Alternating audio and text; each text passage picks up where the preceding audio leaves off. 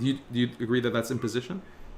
I don't think it is the same thing, because I think when Western nations, by the way, I want to say I don't agree with imposing our philosophy or our ideas on other cultures. So if we base the entire point on, well, I agree with this imposition, so why don't I agree with that imposition? I would say I don't agree that Islam should be imposed on other cultures, and I also don't agree that liberalism should be imposed on other cultures, especially not through force, not through not directly, not militarily, not by dominating these cultures by force.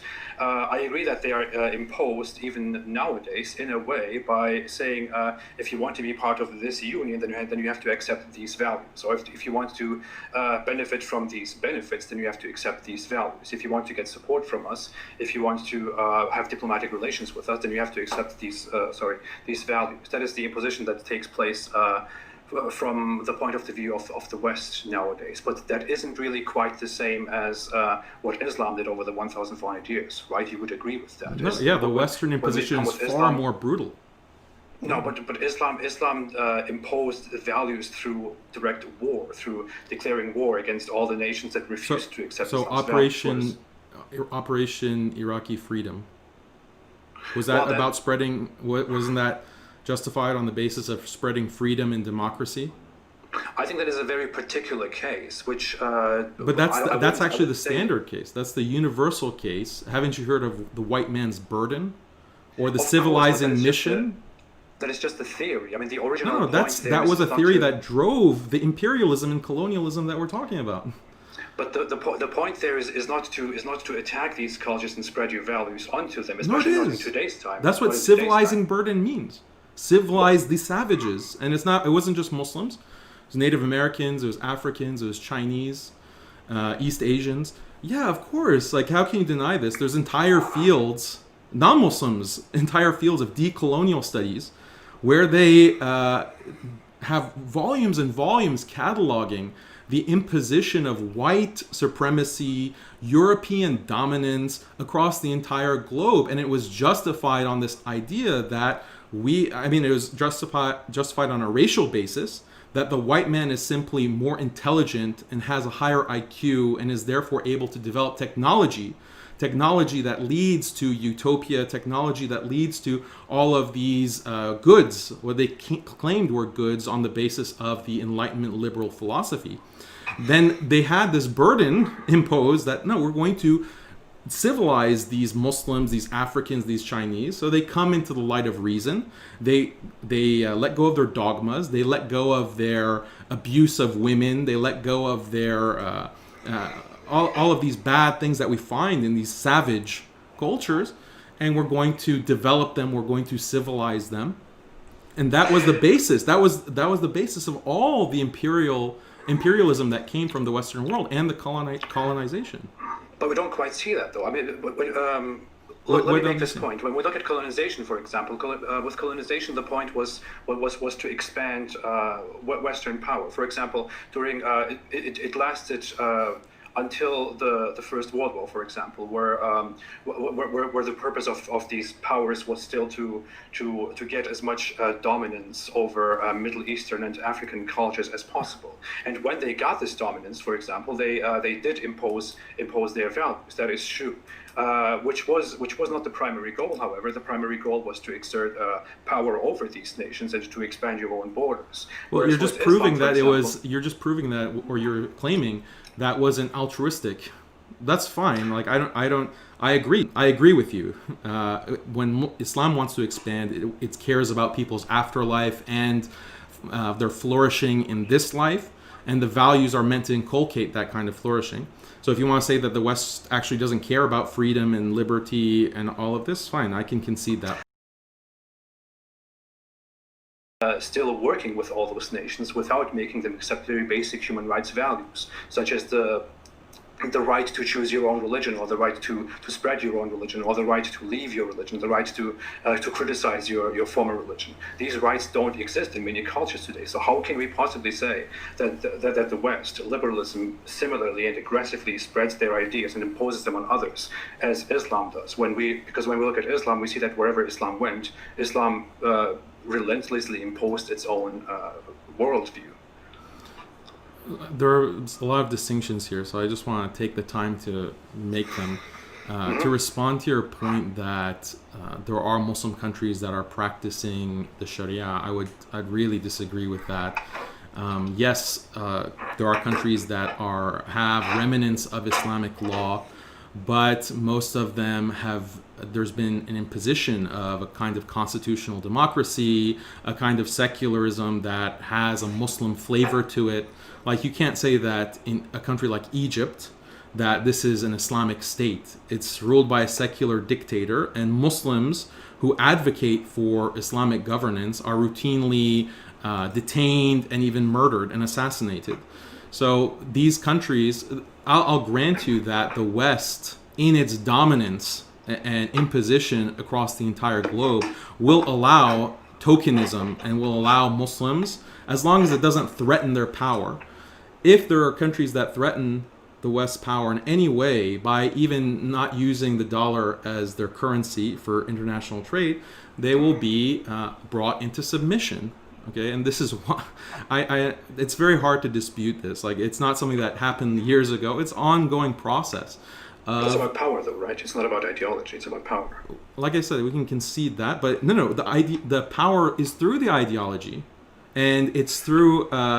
Look at what's happening throughout the Muslim world. Unfortunately, we find many Muslims who are secularizing, who are leaving their values, and it's because of their entire structure of society has been gutted by a secular system, by the atomization of capitalism, by consumerism, by a global media that is constantly broadcasting a Western secular liberal ideology into everyone's homes, on the internet, on social media, which is highly regulated according to liberal values. Like, I'm worried that this stream is going to be deleted by YouTube for the things that I'm saying. So how can we say that that's not imposition and control and the imposition of ideology?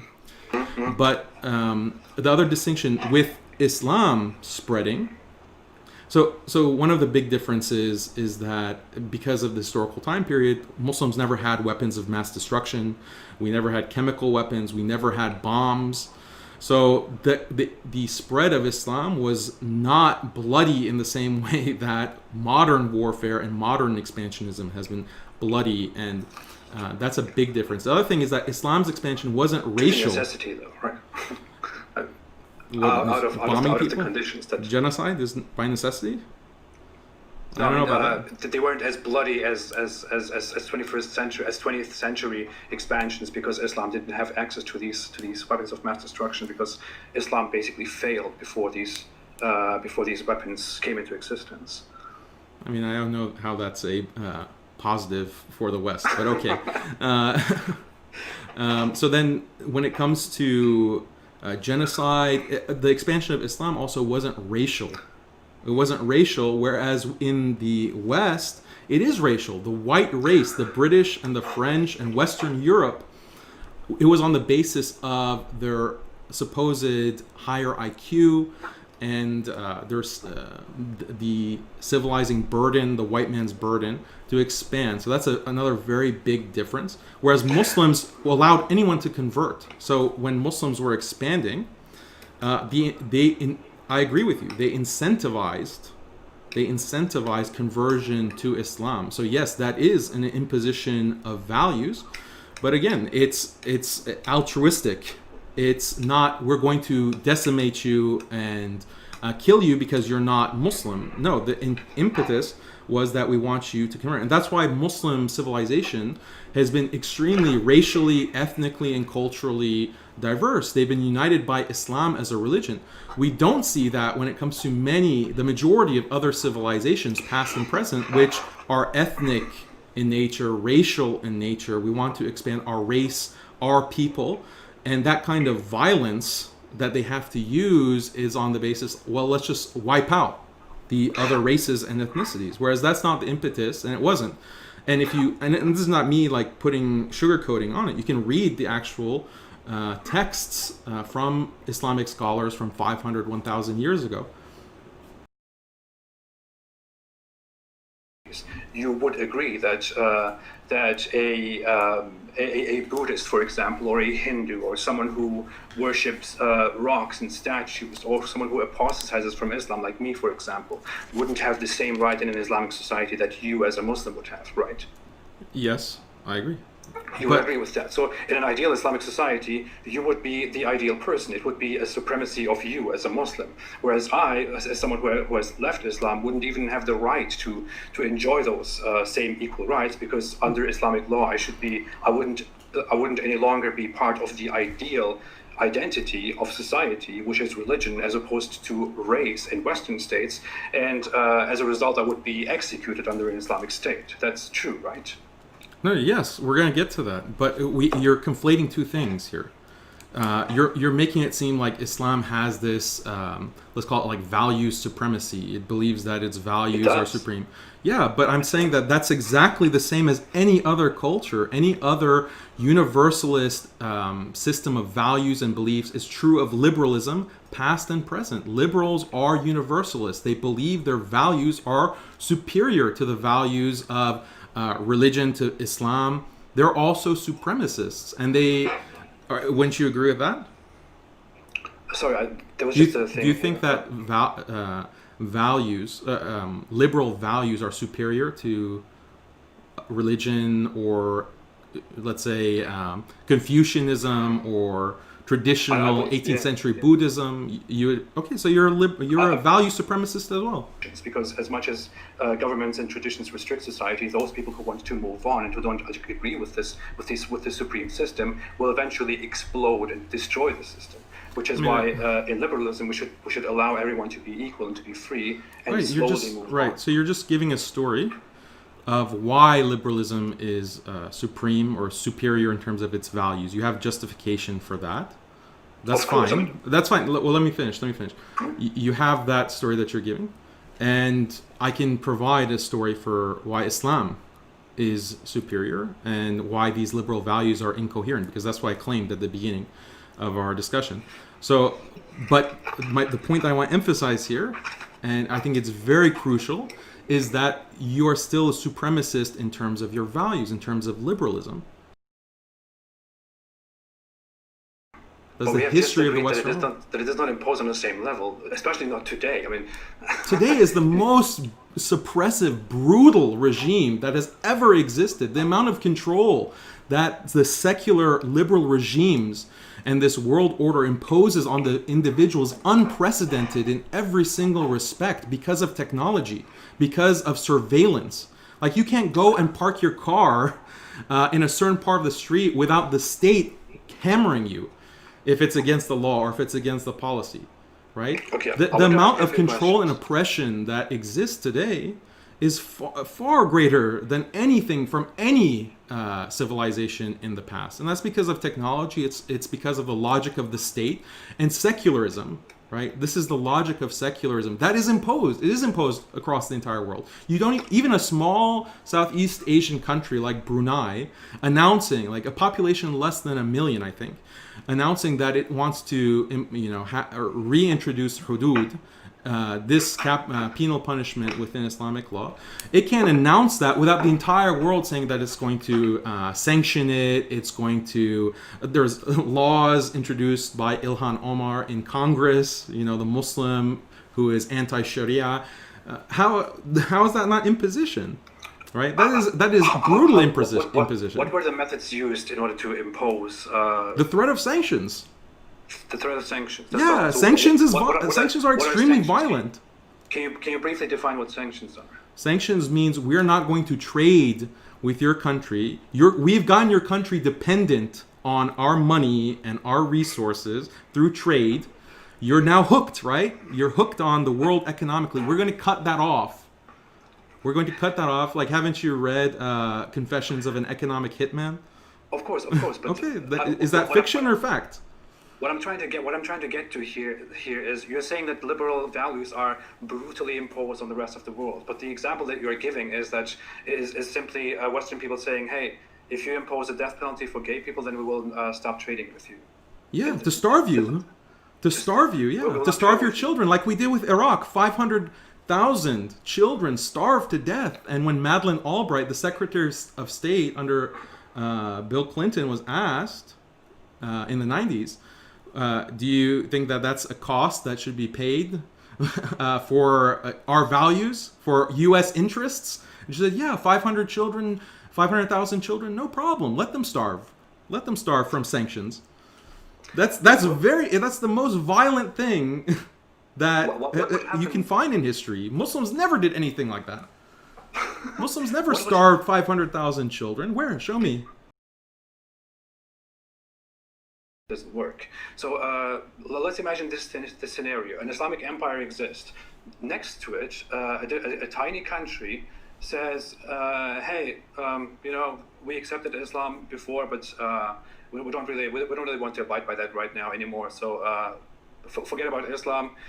From now on, we will open gay clubs here. People will dance around. Will be gay. Will be naked, and this will all be approved by us in the name of tolerance and whatever.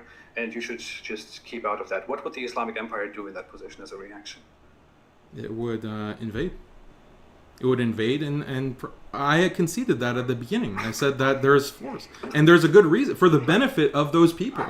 For the benefit of those people, they would Islam would come and impose Islamic law. Yeah, of course, I conceded that. Just like the liberal supremacist will say that, oh, this country is not allowing gay sex and gay clubs, and this country is not there's marriages, like they practice polygamy, they practice their women have to cover in this particular way, their women aren't allowed to do X, Y, and Z.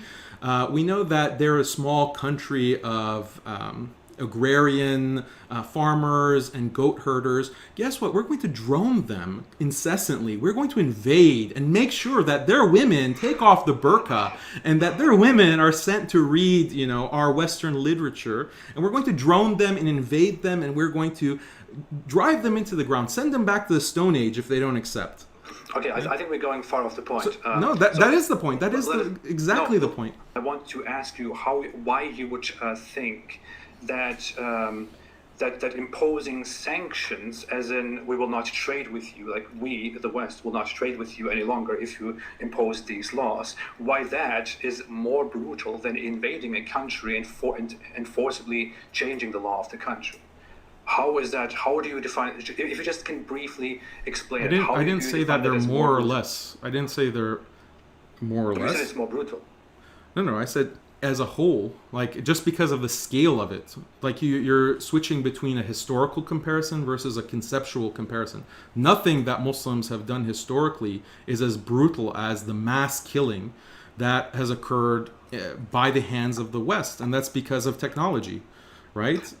But we are now not comparing concepts, but rather just right. So that was the historical comparison, but you're sliding in back and forth between them. Conceptually, I agree with you that all else being equal, ceteris paribus, all things being equal, the sanctions are going to be potentially less violent. It depends on the nature of it, but they're both coercive. That was the point.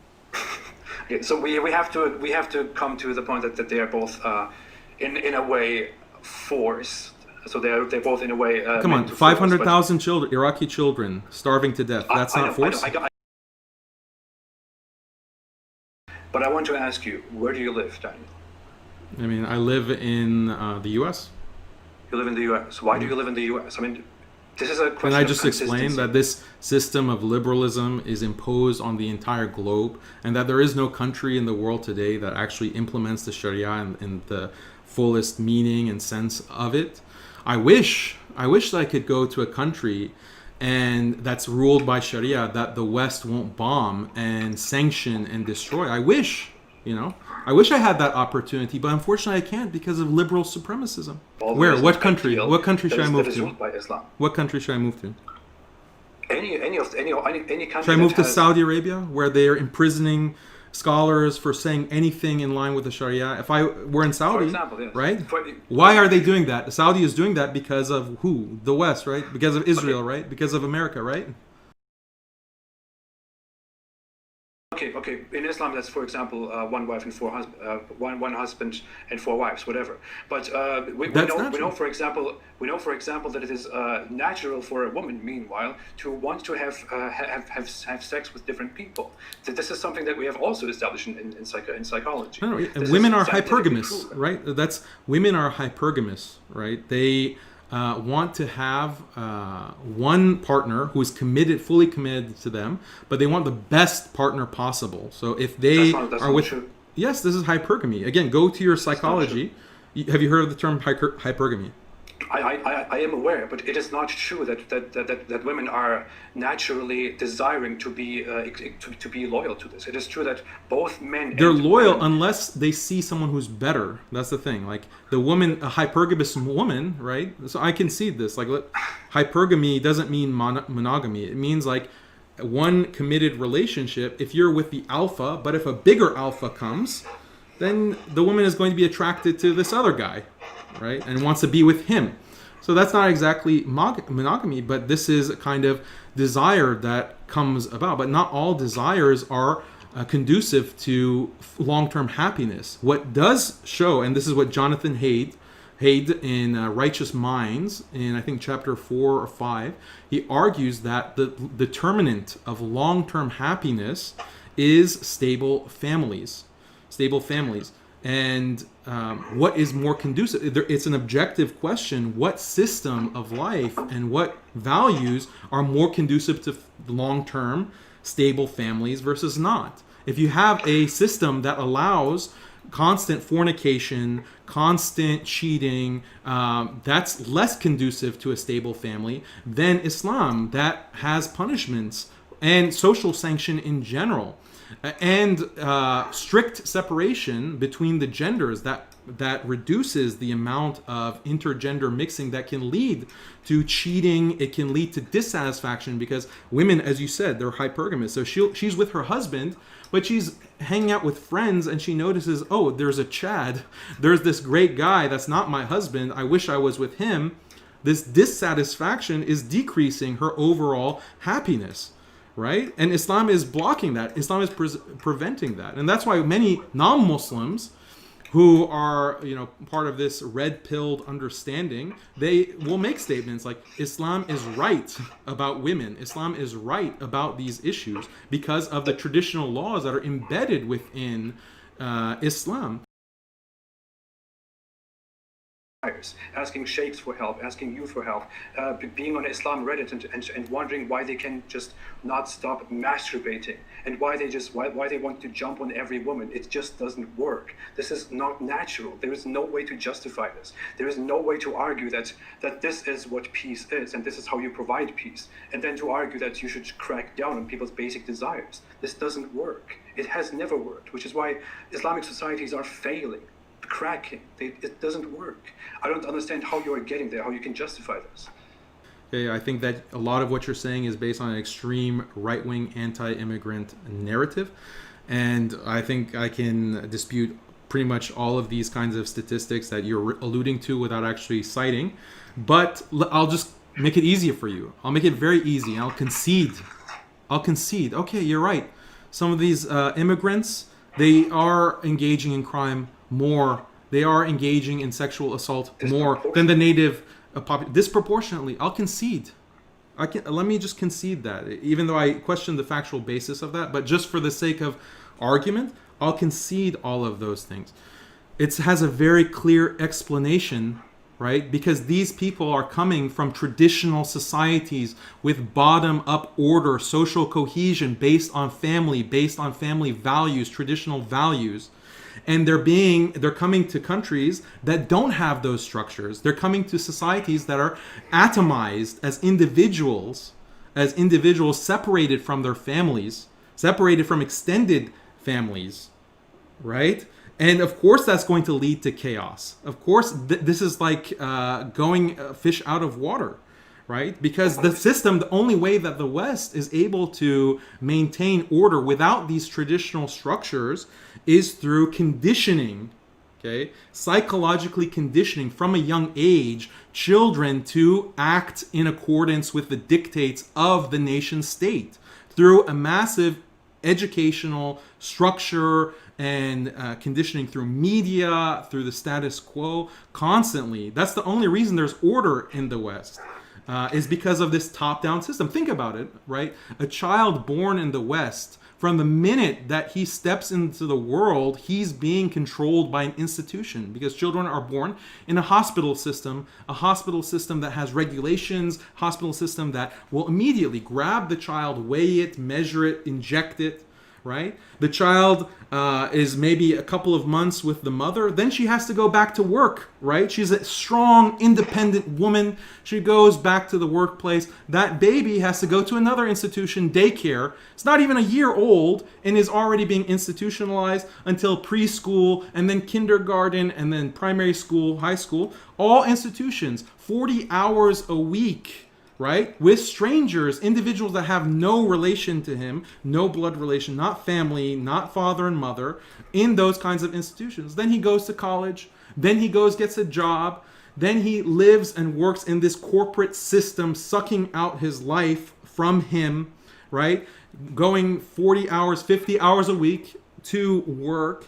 And then coming home, he doesn't have a real marriage because, look, you have Tinder. Why even bother with commitment? Why bother with a marriage? Just sit in front of your laptop or the computer or TV, watch Netflix, watch Game of Thrones, then order on Uber Eats, order your food. And that's the modern existence, living in your little apartment, working and paying rent, day after day after day after day. This is the modern existence. Then you get to a certain age. Your kids, if you have maybe 1.2 children, as is the average fertility rate in the Western world, maybe they care about you, maybe not. You practically don't know them. How could you when they're in their institution and you're in your own corporate world? Then you get to a certain age of becoming elderly. You have to be put in a home and you're sitting and rotting away trying to live the rest of your days, again, in front of the TV. And then you die. And if you die in your own apartment, no one will even know that you're dead. Because your kids aren't visiting you. You don't have a wife. You've been divorced for 30 years. And this is so common. Individuals, elderly, dying by themselves in their apartment, that there are entire industries for cleaning it out, because the only way that anyone knows that you're dead is the stench of your corpse wafts into the apartment building, and your neighbors notice the stench and they call these cleaning companies to come in and clean up your decaying corpse because you've been there for 3 months. That is let me finish. You painted your picture of immigrant rapists. Let me paint a picture for you. Okay? This is modern life. This is the atomized existence in the nation state. Okay? This is what liberalism wants for people. This is what liberalism is trying to impose on the entire globe. Okay? And they're being successful because of people like you. But people like you who are propagandists against Islam, advocating this kind of liberal freedom. Oh, you're so free. You can sit in front of Netflix and order Uber Eats. So much freedom. Just pursue your dreams. Right? Your college loans, you have $100,000 in, no, let me finish. You have $100,000 in college loans that you have to pay off. So you have to work some soulless job so you can make enough money because you're so far in debt. You can't depend on a stable, loving relationship because all of society is pounding into your head that you have sexual freedom. You need to be active, sexually active. And you're consuming all of this media that glorifies fornication and adultery. You have a system that's telling women that, oh, you shouldn't be tied down by a man. You're independent. You're an independent woman. Okay? You need to spread your wings, right? Yeah, this is a dystopia, man. This is a dystopia. This is worse. George Orwell couldn't have imagined the kind of dystopia that we're living in. Okay, that's how crazy it is. That's been normalized. It's all part of the liberal, atomized nation-state plan. Islam is the alternative to this. Everybody, Muslims and non-Muslims knows that that in Muslim masculinity, that among Muslim men, that Muslim men have a very big issue with sexuality. No, everybody knows this. How could that be possible? Like, how could that be possible? Right? They're just rapists. Muslims are just rapists. That's your argument? No. It is not. That's not what I said. I clearly explained that the system, that the idea of Islam imposing sexuality in such a way on you that it is so restrictive and so ridiculously restrictive, as I said, causes people. I talk about myself. I'm not saying I'm a rapist, but I'm saying I am definitely much more sensitive to sex and to sexual differences, to women, to the skin of a woman, than a Western person is, and that is because I was conditioned by Islam. This is a very natural consequence of Islam, and everybody knows. What's wrong with that? That's you have healthy sexuality. You're sensitive to the beauty of a woman. How about some of these modern Western porn addicted boys in Britain? Like, it's a public health crisis where they can't even get off through sexual relations anymore because porn has restructured their minds and their pleasure centers. They rather sit in front of a computer and masturbate, these Westerners, than actually have relations with a woman, because a woman doesn't actually arouse them anymore. A physical woman. False equivalency. You're describing Muslim sexuality. Let's describe Western sexuality. No. Okay, why not? Because that's a false equivalency. This is very basic logic. That's a complete false equivalency. This is very basic. I'm not equating them. I'm comparing an essential system in Islamic society, how Islam is imposed by a fundamental rule of how sexuality is viewed onto young people in Islam, and what that leads to. You are comparing a tool like porn in Western society that certain people in Western society have developed, that some people misuse. You are comparing these two things. Porn is not a fundamental value, a fundamental teaching of liberalism or of Western society. It is simply a product of it, such as so many other products of the consumerist. That's a false equivalency. No, it's not. I mean, the whole argument. How is it not? It's a complete false equivalency. That's very easy to see. No, I wasn't trying to equate them. I'm saying that this is not a rosy picture of Western freedom and liberalism that you're portraying is not so rosy as you want to depict it, right? No, you give people the choice, right? You give people. Okay, so the entire Western world is pumping that in. It's a $60 billion industry. And by the way, porn doesn't mean the internet, right? Pornography, in terms of sexualizing women and objectifying women, is through all media.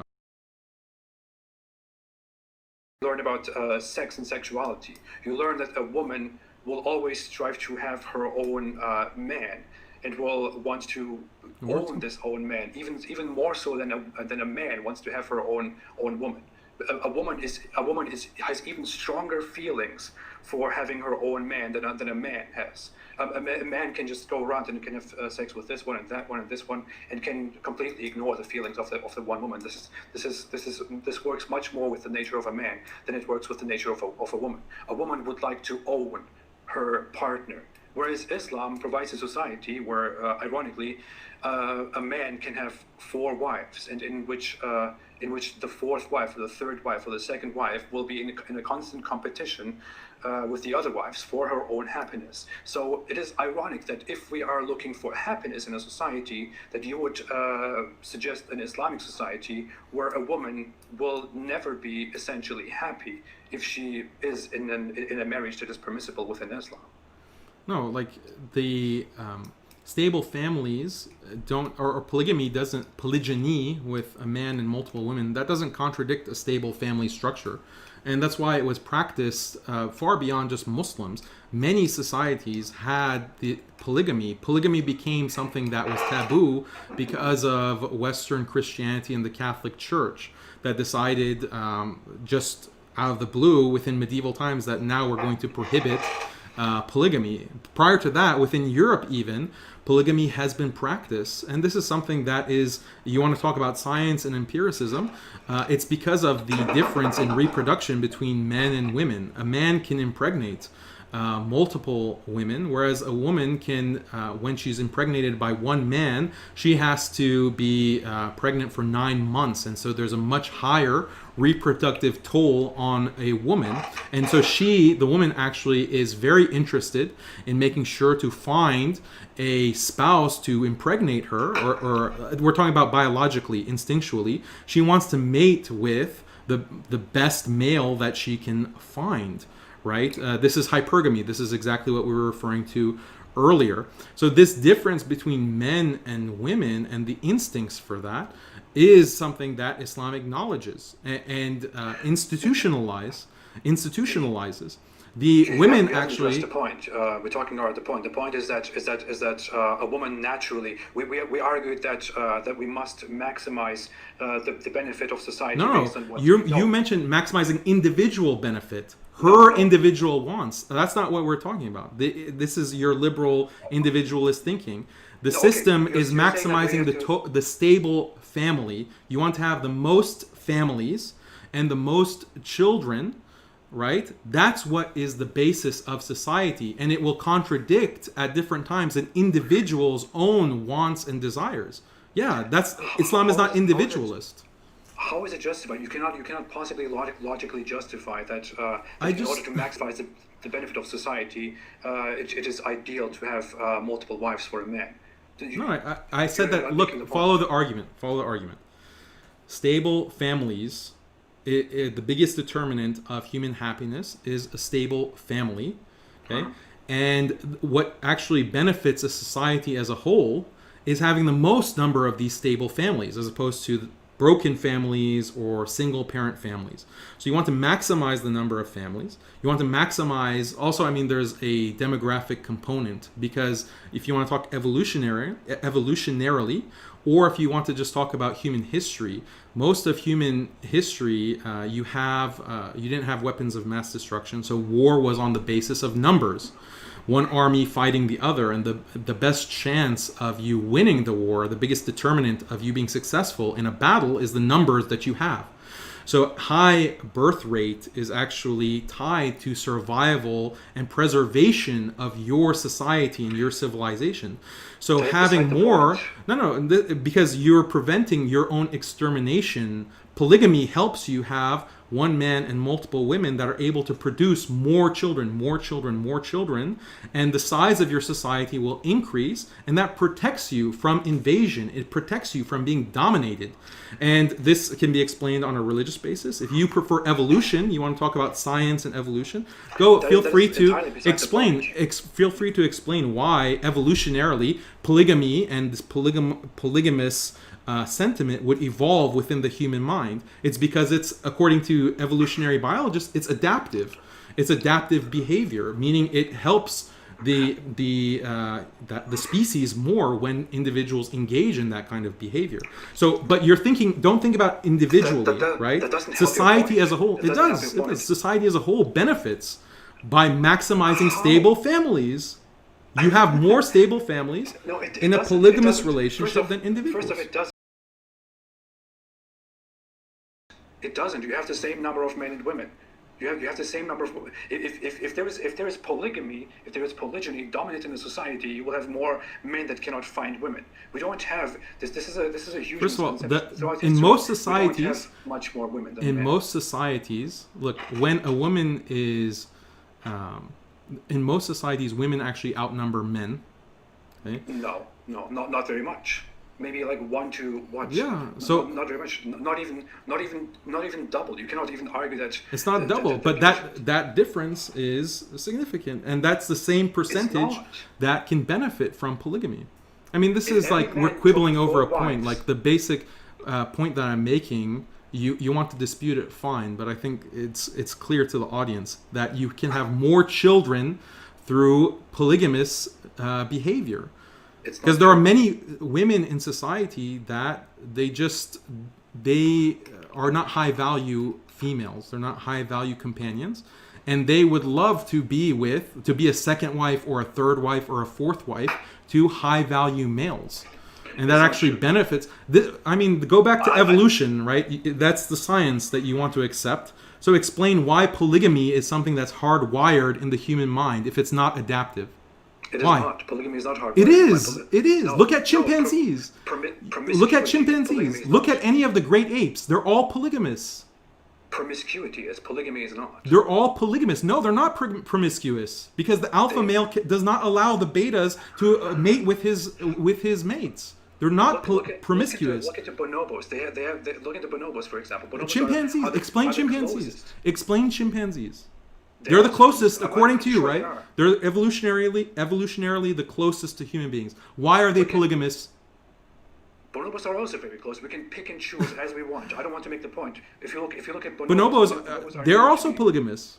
No, they're not. They have sex however they want. They have completely free liberal sexual behavior. Bonobos are known for that. You can pick chimpanzees. I can pick bonobos to make the point. But No, but evolutionarily, are we closer to chimpanzees or bonobos? I believe we're closer to chimpanzees, but Okay, we're there also you very go. close to bonobos. So that's You not made really, the point. It doesn't really support the argument here. It does. It does not. It does not. Humans are polygamists. Look at the Okay. societies throughout history. You think that polygamy was just I think imposed we can go, from we can go religion? on this forever, but I want Look to at make Chinese two points. society. Look Number at one Hindu is that, society. that Look at for South you as a American man, it is society. easy to Many say of these societies that were women polygamists. would like- Go look at that. This is basic psychology. Positive punishment, negative punishment. You said It that is jailing is a humanity punishment. We psychology. both agree that punishments have to exist. They're a necessary evil, right? No, I don't think so. Then where are we going to put the rapists? Corrective All behavior. those Muslim immigrant rapists, where are you going to put them? Corrective behavior. Where? Co- co- They don't want corrective behavior. They correct- don't want corrective behavior. facilities. We Like a jail, they're locked up? I don't think that a Muslim who is caught raping somebody in the West, in Germany or in America, should be put onto a board or whatever it is and lashed 100 times. They're absolutely horrible. That is absolutely completely. You prefer lenience for bigger- rapists. Bigger than the crime that has been committed. That is inhuman. It does not correct the behavior. The rapist will come out and he will not think, "Oh, yeah, I should learn from this punishment. I should not do this again." We know psychologically seen that what happens Look at here, racism. and this Look is- at the. Yeah, go ahead. Sorry. Daniel, Sorry, go ahead. this is the main argument against Islamic society and Islamic laws. What happens if you punish someone harshly with physical punishment? If you punish somebody by flogging them, go out, look at this, argue, look up the psychology. What happens if you punish Look up the somebody psychology is not an physically? argument. What happens if you punish somebody physically is that this person doesn't think, "Oh, I should correct my behavior." What this person thinks is that, "Oh, I shouldn't do this behavior and be caught. I should do it when That's I have with access to this behavior." you can make the same argument for any punishment. I know, but the harsher Then it's not an punishment argument has against the Islam. biggest rebound. The harsher No, punishment. no. has Where's the biggest rebound. statistics for that? Show me the statistics for that. You're just we making can a talk about it claim. Forever. I can afterwards release statistics on what positive punishment and negative punishment. I gave you a citation. Peter Moskos, in defense of flogging, he says that jail actually does not rehabilitate, I am and not flogging arguing is for much jail. better in correcting behavior and deterring crime. I gave you a reference. You give me one. I'm not talking for jail. I'm not defending jail. I'm not saying, "Oh, we should jail people instead of flogging people." I'm saying that flogging people and executing people is not the solution. It is the opposite of the solution. It is a. For You haven't example, given a if solution. child- How do you punish people? If a then? child.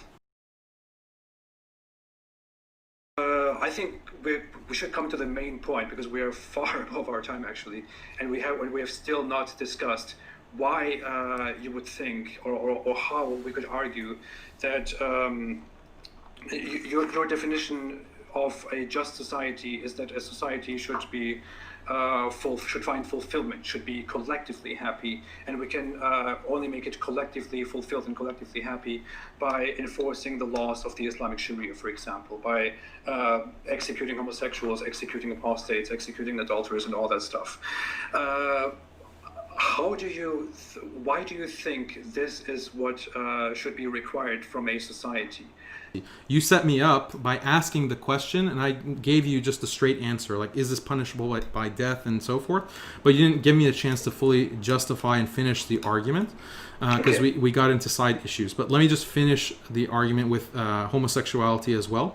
So homosexuality also contravenes stable families. It's something that frustrates stable families, and this is for a lot of reasons. Evolutionarily also, a kind of disgust reaction to homosexual behavior is universal. It's actually instinctual. And this is something that I asked those who believe in evolution, explain why such a feeling of disgust would evolve within humans, disgust for male on male sexual behavior. And to justify this argument, look at the paper, The Association Between Disgust, Sensitivity, and Negative Attitudes Towards Homosexuality. Also, I have a very simple answer to that. Also, look at Gordon Gallup, who wrote, or that study is by Gordon Gallup. And then I have some other studies I can cite for you as well. But Gordon Gallup argues that this disgust reaction is universal. It's found across all societies. There's a Chinese study that also makes the same point. But this kind of attitude, he argues, of disgust is towards homosexuality is universal. And it's not xenophobia. Because you might say that, well, people are disgusted by it because they're xenophobic. And Gordon Gallup, this sociologist at the University of Albany, who published his papers on 4 separate studies that he did, showed that no, it's not because of xenophobia. He distinguishes this disgust to homosexual behavior is its own separate reaction. It's not just xenophobia or fear of the other. But why? What is the evolutionary basis for that? Gordon Gallup makes a very clear argument. He says that when we look at homosexual behavior, where does homosexuality come from? There is a high correlation between becoming homosexual in orientation and early childhood sexual experience. So when a boy at a young age comes into sexual contact with a male adult, that seems to be highly correlated with having a homosexual orientation later in life. So basically molestation, child molestation and homosexuality, there is a very strong correlation between them, and there's a lot of studies on that as well, such as does physical abuse, sexual abuse, or neglect in childhood increase the likelihood of same-sex sexual relationships and cohabitation, by Helen Wilson, published in 2008. And then there's also comparative data of childhood and adolescence molestation in heterosexual and homosexual persons by Marie Tomio in 2001. So they prove this, peer-reviewed research, that there is a correlation. So imagine that you want to this is Gordon Gallup's explanation. You are a man who wants a large family with children, a stable family, you want grandchildren, and that's your instinct. Instinctually you have that. And then homosexuals are molesting your children and causing them to be homosexuals because of that behavior. Your genes are not going to be spread. So disgust and protecting your children from contact with homosexuals is actually instinctual because it's evolutionarily adaptive. This is Gordon Gallup's argument. This is Gordon Gallup's argument. Number one, I want to say. Let me finish the argument. It doesn't support the point at all. It does. Why is it evolutionary? Why is it evolutionarily adaptive? Daniel, why? I want to go on. Why are you interrupting? Because I want to. Why are you interrupting? Because we agreed at the very beginning of our conversation before. No, we agreed that you wouldn't talk over me. So you set me up by saying yes, homosexuals should get homosexual behavior deserves capital punishment. You set that up, and then you don't let me explain fully. You interrupt me in the middle of the argument. How's that fair? You interrupt me all the time, Daniel. I could just mute you here. I don't do that. You interrupt me all the time. We agreed before our chat that we will have very simple, short questions and short answers. Your questions. But this is a complicated, like whole propaganda of no, it's not propaganda. These peer-reviewed research is propaganda. I will mute you for a second. I'm sorry.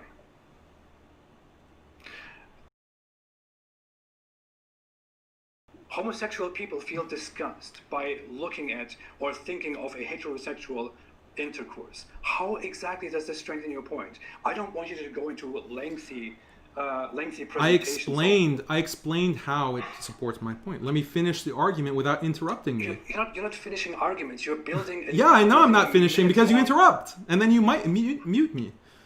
That's why I'm not finishing arguments. Let me finish the step-by-step points. You see, you're not letting me talk.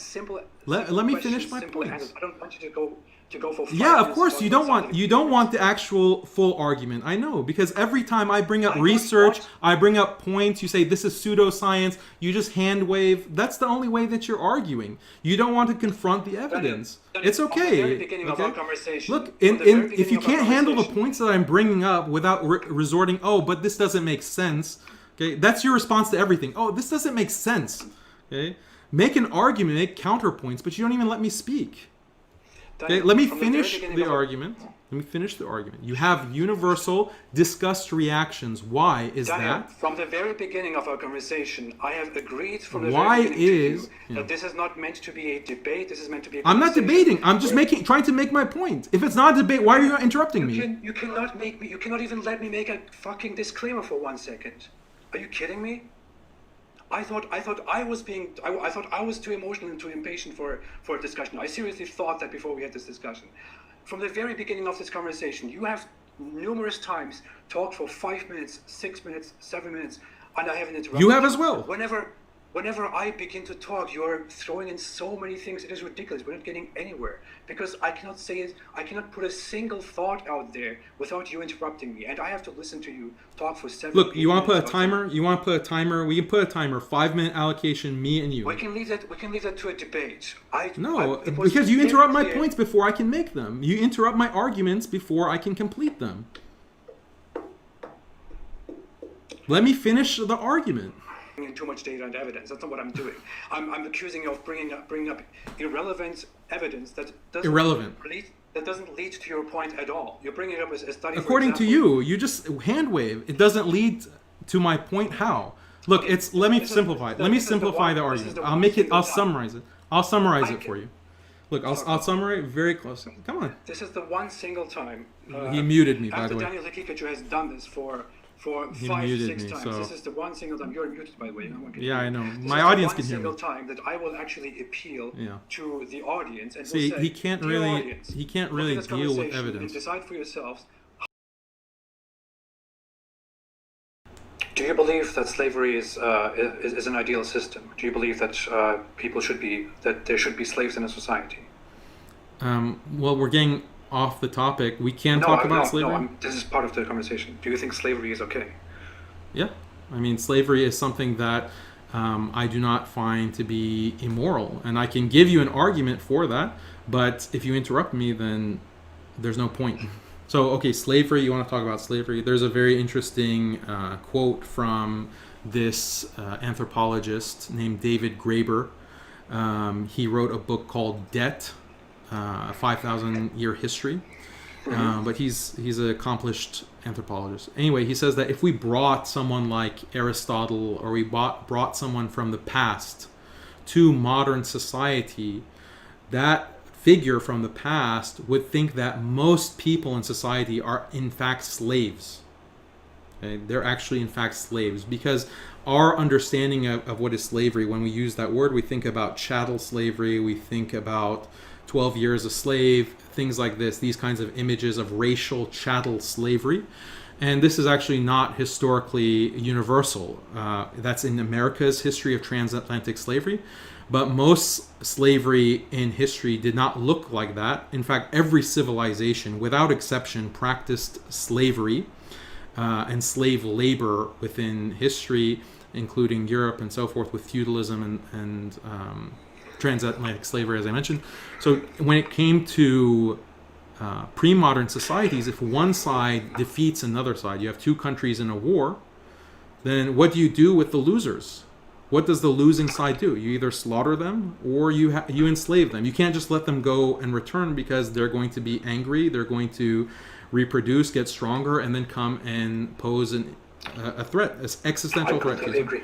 Okay, so that's something that had to be the case in pre-modern societies, and their slavery was the slavery of Islam was not racially based. It was based on prisoners of war. In fact, Islam limited the avenues of entrance into slavery, and Islam was very good at integrating these conquered people into Muslim society, where the slave class ended up becoming very powerful and very knowledgeable, educated Muslims within overall Muslim society, because the Islamic state, Islamic law was not based on race, it was based on belief, as we discussed already. So, but the liberal mind has a problem with this idea of owning a person, right? Would you say that's the case? Because at the end of the day, okay, Islam treated slaves great and nice. That doesn't address the fundamental moral problem with slavery, according to the liberal mind. According to the liberal mind, ownership. It doesn't matter if the slave is living the life, an opulent life, but as long as he's owned, that is the problem. And the response to that is, historically, slave labor was the dominant form of labor. Wage labor was actually relatively rare. And there was a debate historically around the time of the Industrial Revolution in American history where wage labor was increasing. And there was a debate on whether slave labor and wage labor are really distinct. Is there really a fundamental difference between wage labor and slave labor? And the argument that people would use is that slavery, is there a difference between owning someone versus renting someone? And this was a conceptual debate that they had, and many non-Muslim Western thinkers, liberal thinkers, argued that no, renting someone is worse, because think about the difference between owning a car and renting a car. When you rent a car, you drive it, in a very abusive kind of way, as opposed to owning it, where that's your investment, you care about it. Anyway, so that's something that's uncomfortable for people who are raised in the West, but this is actually a reality, and this conceptually, this idea of renting a person versus owning a person was there was no distinction between it. If you were a wage laborer historically, you might as well have been a slave. It's the same thing. It was the same thing within all of these societies. Even feudalism. Is feudalism really different from slavery? Even though you're given wages and you're given a portioned, a certain livelihood, is that really different from slavery? No, it's a basic concept. So the concepts, the legal concepts underlying slavery exist within the employer-employee contract of wage labor, and it's a cultural difference. In many cultures, there's not really a difference between saying that person A, like Ridvan, owns George. Okay, that's a slave relationship. Ridvan owns George. There's not really a difference between that and saying that George has a contractual obligation to Ridvan. Okay, because they both imply force. If you're contractually obligated to someone, that implies force. Because if you don't pay up and you don't meet the contract, then you're liable to be punished by the law or punished by Ridvan. And Ridvan can extract that debt from you by force. And if you don't pay up, he can prosecute you. The sheriff can come and can execute you. So there's inherent violence in all contractual agreements, and this is something that leftist and communist thinkers were arguing in the 20th century, because they wanted to say that capitalism is essentially coercive. Capitalism is no different than slavery, and so you have this entire communist, leftist, Marxist tradition of arguing that capitalism is really fundamentally no different than slavery. So these are things that we can analyze and talk about at great length, but these are some of the ideas that we should pursue in our hunger for truth. Now, let me just make a point about apostasy, just to wrap it up. Sure. Why should I be punished? You will go again into how that serves the. No, this is not. I mean, this is because all of the previous arguments were based on kinship and family relations and building stable families.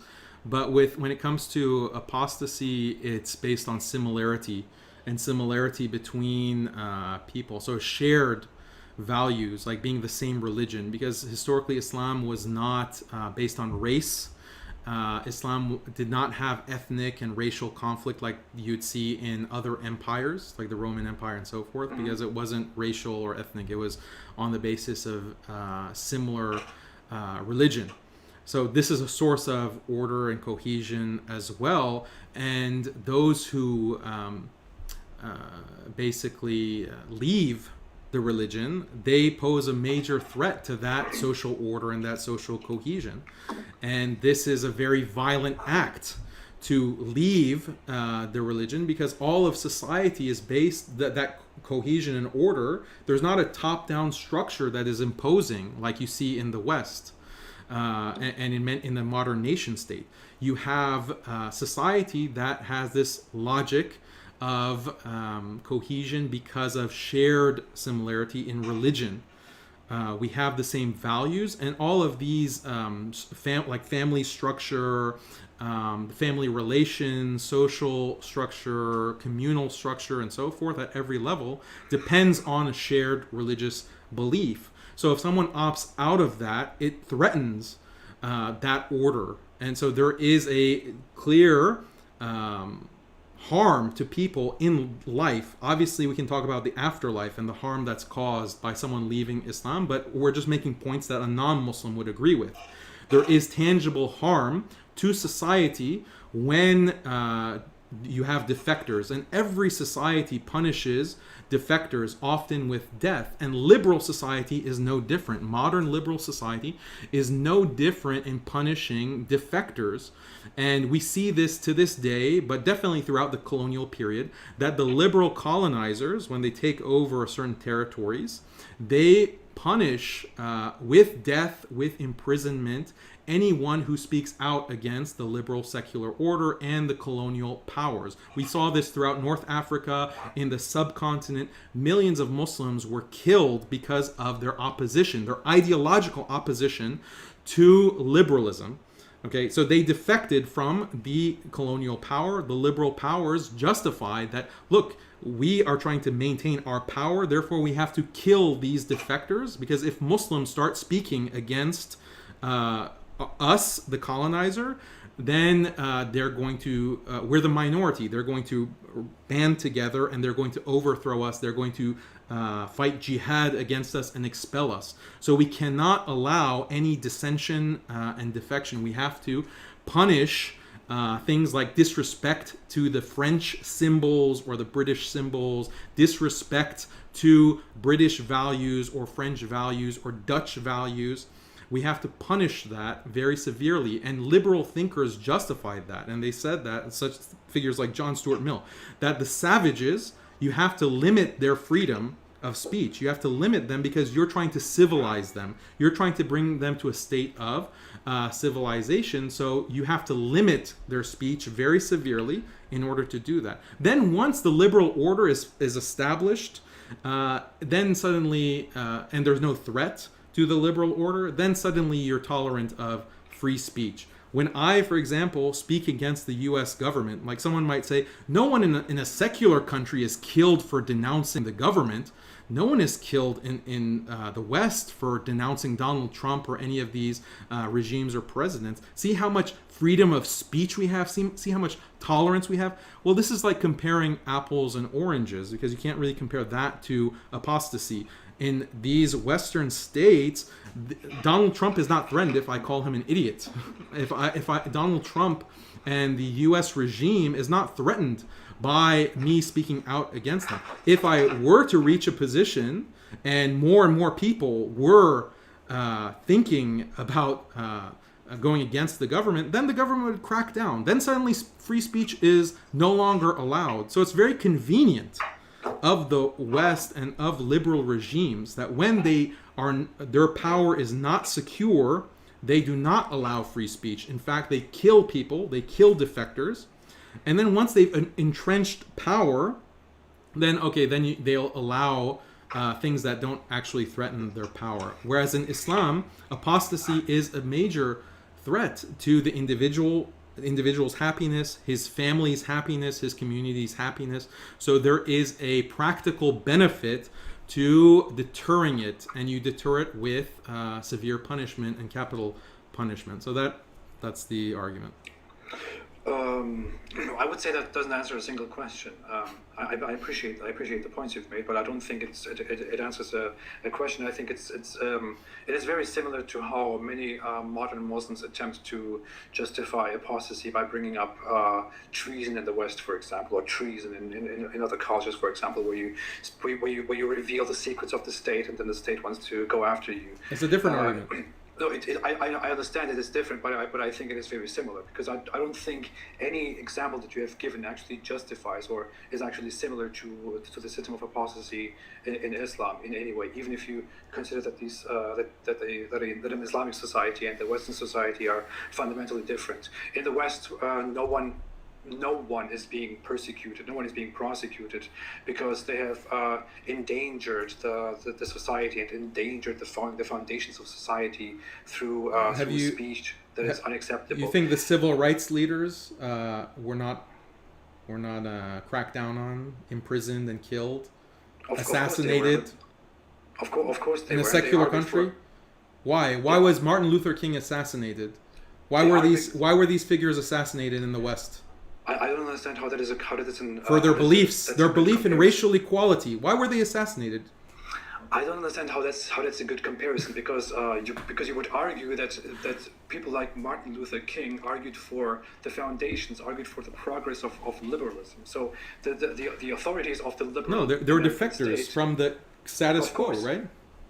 Of course, but that's a very different example. I mean, you are comparing people who argue for better rights, for equality, which is, by the way, a value of liberalism. Martin Luther King and people like him were part of this movement, of the civil rights movement, because of liberalism, because they argued for better liberal values. And the authorities that opposed them, and the people that opposed them, and the people that eventually conceded, were the gatekeepers of old liberalism, which eventually changed into the better version of liberalism. That's the entire point of liberalism, to gradually make social progress. If you can't compare that to leaving Islam in an Islamic society, because number one, in a liberal society, if you want to protest and you want to make social progress, you're wanting to change society for the better. You are comparing that to Islam. In Islamic society, you cannot make society better. It's not possible. You leave Islam. You are no longer a Muslim. You're not arguing for anything or against anything. The only thing you're doing is to say, hey, I do not believe in Islam anymore, and that's your crime, and you are killed for that. Now, of course, we can go into how you are given 3 days and you are given the chance to repent, and you don't have to be public about it. You can keep it to yourself. But what is clear is clear. What happens is, I leave Islam because I just don't believe in it anymore. I'm not a hypocrite. Why would I pretend to be a Muslim when I don't believe in it anymore? This is a phenomenon that is happening all over the Muslim world. And just because I don't believe in it anymore, and I explain why I don't believe in it anymore, and I'm not convinced by the authorities that give me 3 days to repent, I'm suddenly sentenced to death. I haven't done anything. I haven't challenged anything. I haven't tried to change anything. I haven't tried to no, you have. You have changed a lot. Slowly. You've changed a lot. You've defected from your family, from your wider community, from your society. So that has a huge effect. Like, wait, your parents are still Muslim? Sorry? Are your parents still Muslim? Yes, they are. So you're telling me that they weren't affected by you leaving Islam? Of course they were. So your whole family is severely harmed. Yeah, so that's a big harm to them, to their quality of life. Muslims, because they are told to shun me. How is that? No, but the point is simply that there's harm caused. The harm has a ripple effect that affects all of society if people start defecting. And like I said, it's universal. All societies have punishments to deter defection, and liberal society is no different. And that's why I bring the example of the civil rights movement. When you have these muscular, defection ideologically is less of a problem when you have a muscular surveillance state, because that state is going to impose technologically, coerce, and force you into compliance. So there's a higher bar because of that state that creates all of these other problems that we already discussed. But when you have an organic social order and you don't have the nation state, then defection becomes much more serious in disrupting and causing massive amounts of harm, violence, and damage to those societies. So those societies have to have very harsh penalties for defection. And even within the muscular state, technocratic state, defection is still punished when it gets to a certain level that it does threaten the order. That's what happened with the civil rights movement. It became a movement, and you had a 1 million man march. You had people who were actually becoming a serious threat. Then the assassination started happening. The brutality started happening. That's free speech according to liberalism.